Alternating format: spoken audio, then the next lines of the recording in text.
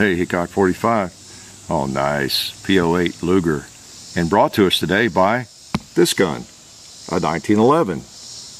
Both really classy, classic firearms, right? In the history of pistols and of firearms, does it get much better? Am I lucky or what?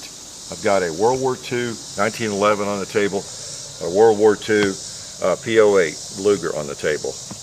That enough said, right?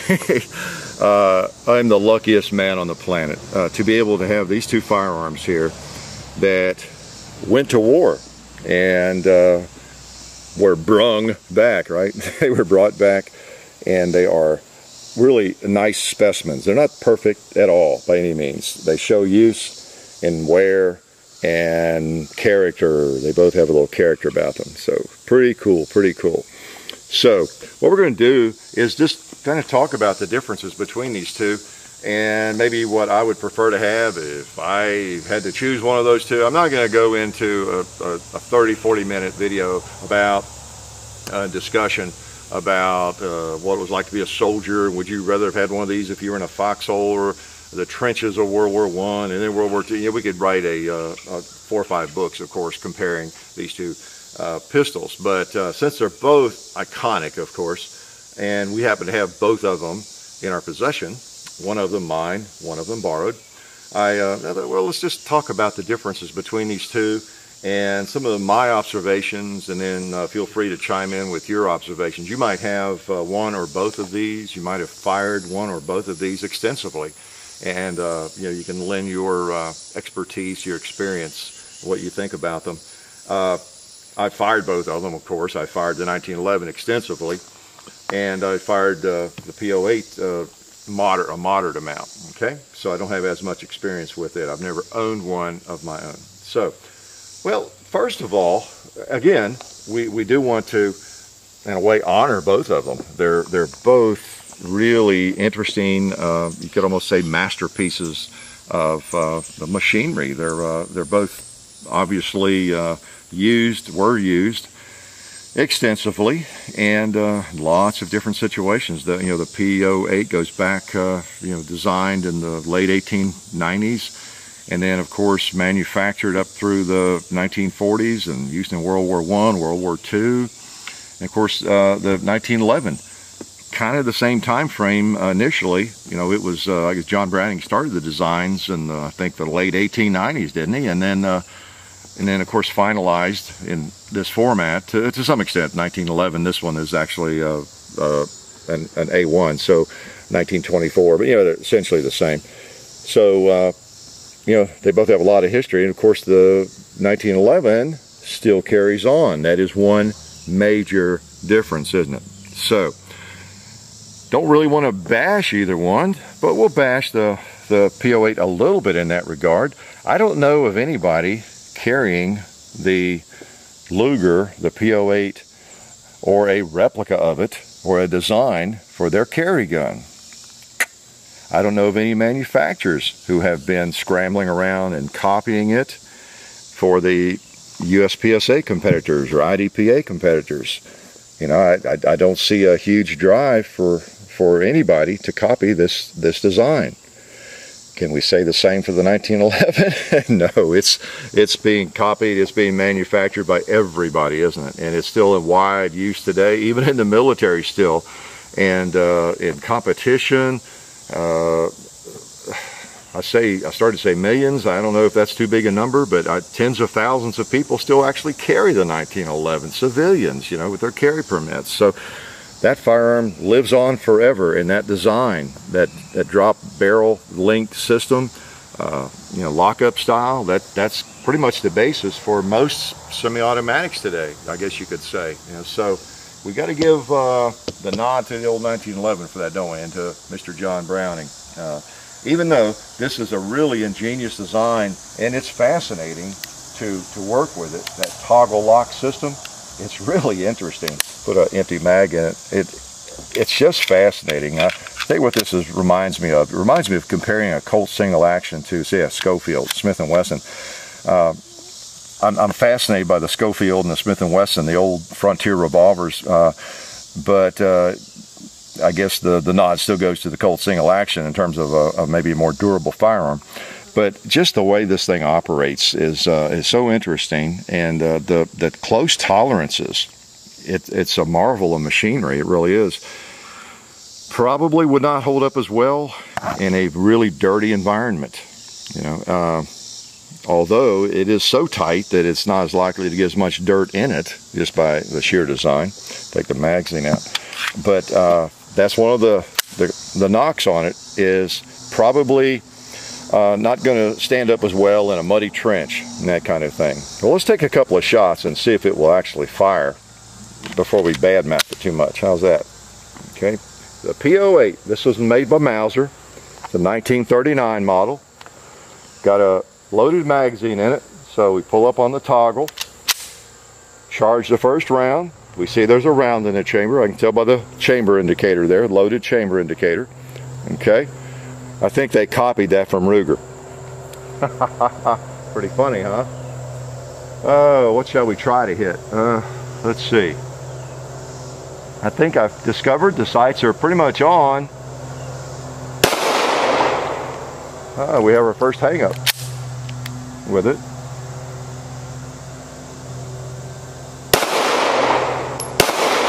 There we go. Let's try that flower pot. Nice. Well, I'll be darned. We've been really fortunate up to now. We've not had any hang-ups with it. That magazine. It's acting up, isn't it? That's Winchester white box, same stuff we used in the original video with it. Put that back in. Like I said, maybe it's more fragile. Nice. Try to put one on that orange one. I guess it's empty. Yeah, the mag didn't hold the slide back, or the toggle back. All right. Well, in its defense, we've really not had much trouble like that. But I guess it heard me bad mouthing it, right? It really did. So see, that was that magazine. I'll remember that. That's not the original magazine. But where is that? Was that the one? Let's say 3656. No, that is the original magazine. Okay, this is a Mauser magazine, but it's not the original. It's not marked. Okay, so a little issue there. It is considered to be one that would not withstand a lot of dirt and a lot of crud, and because of the close tolerances. But it's an ingenious design. It's not as quick to take down. If you saw me take it down, I struggled more than I should have, but it does involve a little bit more than the 1911 in terms of takedown. They both are fun to shoot. They're both, of course, firearms that everybody would like to own, put it that way. But again, this design is not necessarily the ideal design for a carry piece. Here's a couple of things ergonomically speaking that I don't like about it as well as I do the 1911, for example. Make sure she's clear again.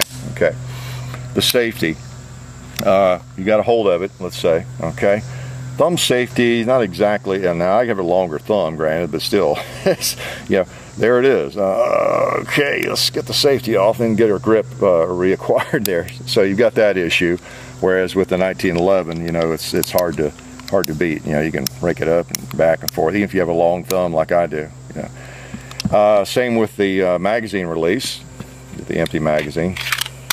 Okay, I want to just release the mag. Well, I've got to change grips or use this hand. Get up there on that. You know. So probably designed so you wouldn't accidentally release the magazine, but still not exactly IPSC friendly, to say the least. And I did struggle with the breakdown of it, of course, a little bit. So the contour, the grip and everything, even though Luger copied that, I don't necessarily like it. And a lot of people brag about the way it points when you grab it. It's okay, but I don't know, I'm not crazy about that. I prefer the feel of the 1911, even though I don't like the hump, you know, in this version of it. It feels better than that to me. It just does. Let's take a couple of shots with this baby. We don't want to neglect a 1911. Ears back on. Some old hardball. All right.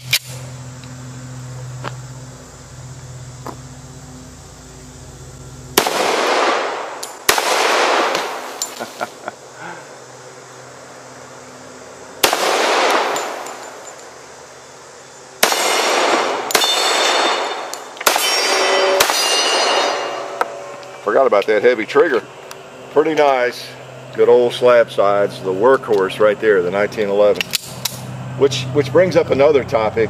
This firearm, the P08, the Luger, it really wasn't meant to be a workhorse. You hear that word in association with the 1911 a lot, because we wanted as many soldiers to have the 1911 as we could possibly outfit. And so it was not uncommon to see an infantryman, you know, with a 1911 in battle. It's a fighting handgun. It was designed to be. That's what it was designed for. Not just something for only officers to carry around and look pretty and be proud of. The Luger, the P08, in some ways was just kind of a badge of honor, a badge of authority, you know, that an officer would have in most cases, as I understand. So you got a little bit of difference there in purpose, I guess. So that's another thing to factor in. Of course, it maybe wasn't as important for this to be a workhorse like the old 1911 that would withstand the mud and the grit and keep on trucking. You know, this gun is made to looser tolerances. I think most people would agree, and some might even criticize it for that. Not I. I never really have. It's never really bothered me. I have competed in USPSA with 1911s that were loose. You know, you rattle. Hey, they still outshoot me. They shoot better than I can shoot. So there are still people who pick one up and, it's a little loose, you know. I almost want to laugh. You know, they probably couldn't hit that tombstone there with any handgun, and they're complaining about it being loose. You know, I shouldn't say that, but anyway, they do just fine even if they have loose tolerances. Now the gun does seem accurate. Now I'm going to shoot it again. I'm going to give it another chance. And then one thing I wanted to point out too is that the magazine in this firearm is very awkward to load. Let's try the other magazine. You can't just stick the rounds in. Well, this one you can. Can't you? We tried it in the other one. Oh, okay. John and I were experimenting earlier because, oh, the magazine was hard to load. It does get hard. You got this little button. That little button kills your thumb. The spring is extremely tight. It is really hard to push it down. I tell you. After I load one of these, I have to change hands in the middle here because my thumb is about ripped off.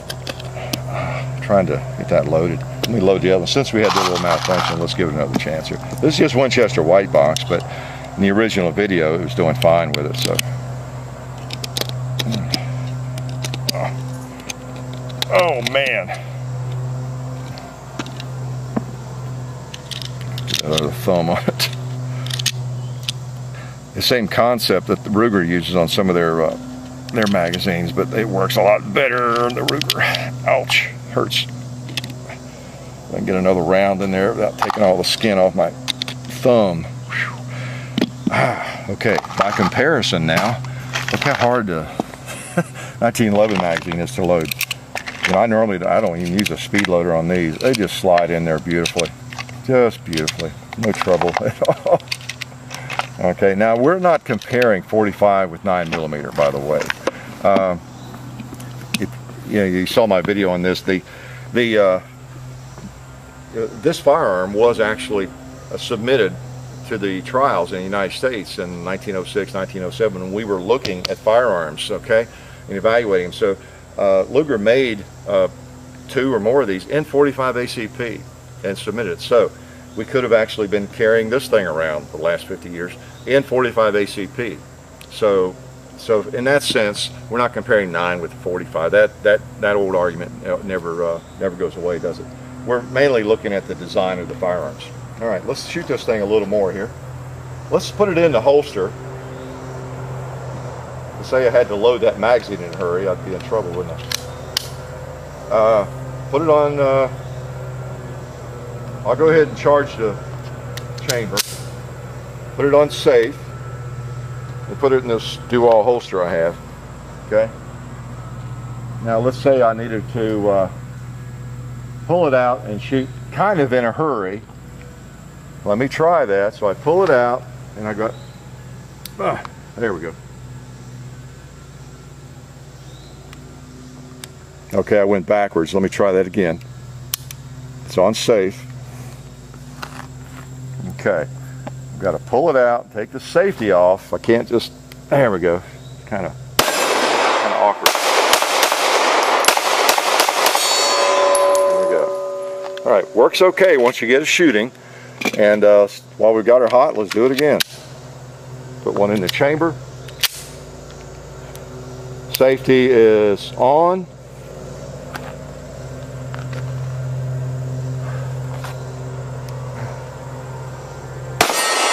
Boom. That's that magazine that was acting up before, isn't it? Okay. Maybe it doesn't like to be fully loaded.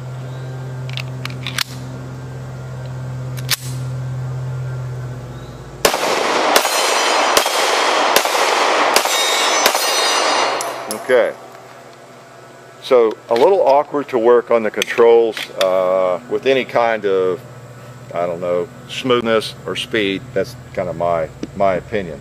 Whereas this baby, let's load him up, put around the chamber, put it on safe, put it in the holster, and then let's just pull it out and shoot this watermelon. I think I hit the post. Oh well. Do that again. Safety on.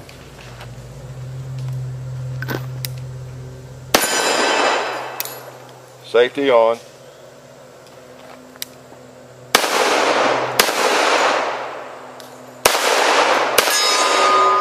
Just a lot more convenient to use, and then in terms of reloading, works a lot better. I can pop that next round, magazine in there, put the slide down, you know, keep at it. Okay.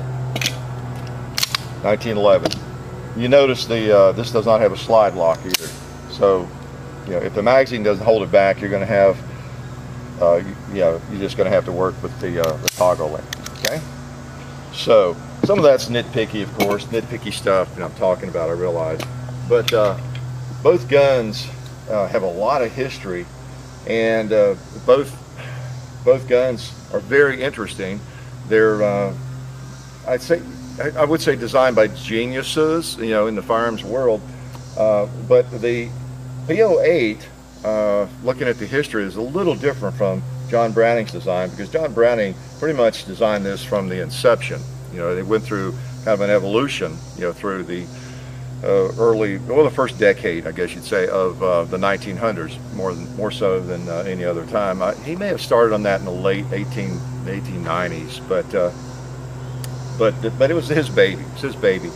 This is a firearm that was based on the Borchardt C93, a firearm that was already around that had this toggle lock system on it, which comes from Maxim, the machine gun. And it was kind of a quirky gun, a bigger gun, and there weren't a lot of them made, and it had its problems.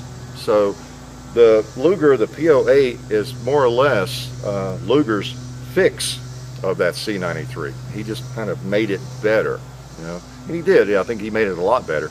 But that's what you've got. So his taking a design and then improving upon it and trying to make maybe the best of it, you know, in a lot of ways.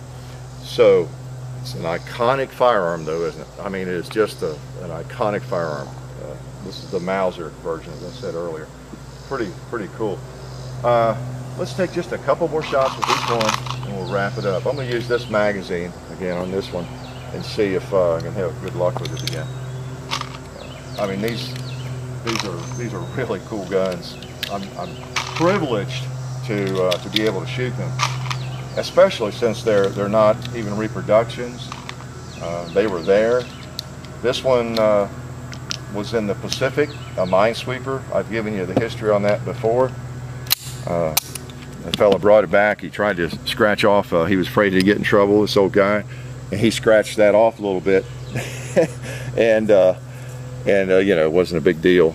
A lot of people brought them back and got by with it. I think I've told you that story before. My father said they were almost threatened, you know, to the point where he was afraid to try to bring his back, but I wish he had. He said they didn't even check their bags or anything. He could have brought back 5 or 6, he said. And so the history of these is pretty cool, pretty cool. They are just inanimate objects, pieces of steel, plastic or wood, have no minds of their own, of course. Several countries adopted, well, both of these firearms, but you know, the P08 was adopted by the Swiss, and in the early years, 1901, 1900, long in there. So they're used in different countries and carried. And again, this was mostly something carried by officers, but really neat. I tell you, even if you would never carry something like this, or you wouldn't even trust it enough to depend on it to protect your life, it's a fascinating firearm in the way it functions. It really, I wouldn't mind having one. They're very expensive. They're really neat. They're really neat. I may have to have one in the collection one day. So my criticism of it is just in comparison with other firearms mostly. Oh, let's try it again. Okay, got to shoot them both one more time for you. Some of you may never get a chance to shoot a Luger, so as hard as it is, as much as I hate to do it, I'm going to do it for you. That's just the kind of friend I am.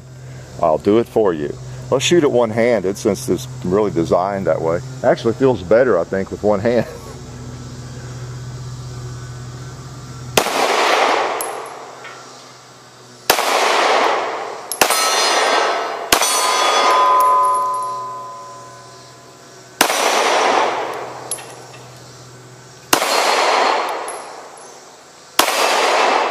Yeah, shoots well.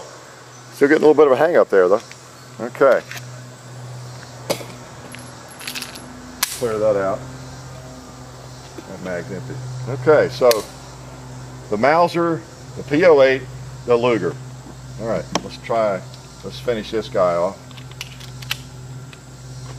Now, I shouldn't say it out loud. I've had this for several years, and every time we bring it out and fire it, I don't think we've ever had a malfunction with it. And it's been through the war.